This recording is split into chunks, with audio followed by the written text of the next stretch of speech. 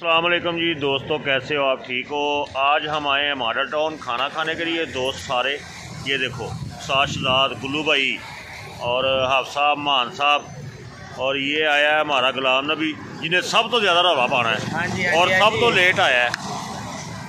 तो अभी चलते हैं हम खाना खाने के लिए, देखते हैं किधर डिसाइड होता है कहाँ पे खाना अच्छा मिलता है। तो चलते हैं, देखते हैं। हाँ जी, असी आ गए जनाब खिजर टिक्का ख्वाब से। देखो ओहो हो रश दी इंतहा।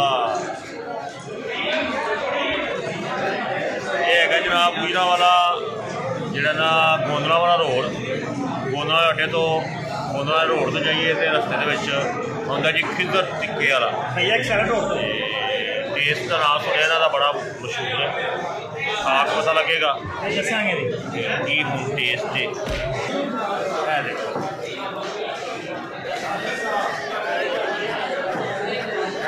फर्स्ट ट्रीटमेंट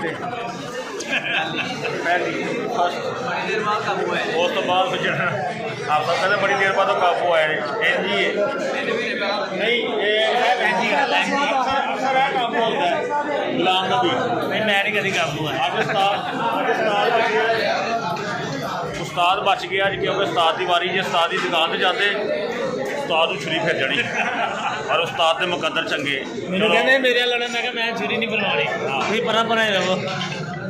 बाकी उन्हें आंदा खाना वेखने की आप साहब ने, आप सब की आर्डर किया जी? आर्डर कढ़ाई की मलाई रोटी की चाप की गोले बचन गया अज, गोले चलन वेखने जी की आंदा जनाब।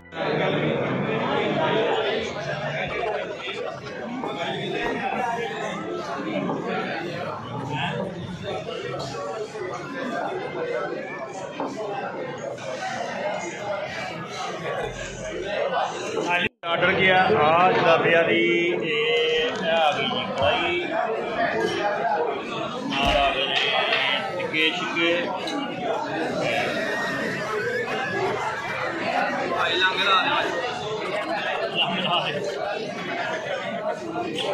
इन्हें सब तो ज़्यादा रोटी खानी,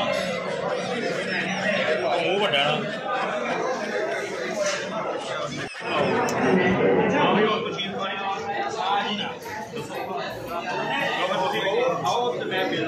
ना भाई ना अज नहीं, अज पहले थी नहीं नहीं नहीं अज पहले थी अज नहीं काउंटर ना ना इतने अज पहले थी होएगा, अज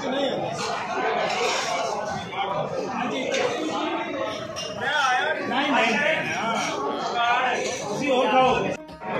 बड़ी कोशिश की थी अज मैं बिल देन जान दी, पर नहीं जान दिता। अज बिल मैनू पल्लिओ पै गए है।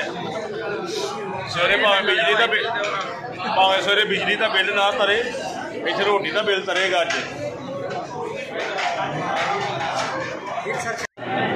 हर दफा कह के जाते बिल देन चला, अज देन लगी चोर की मां खैर बनाएगी। अज आया हूँ पहाड़ के नीचे, बकरा छुरी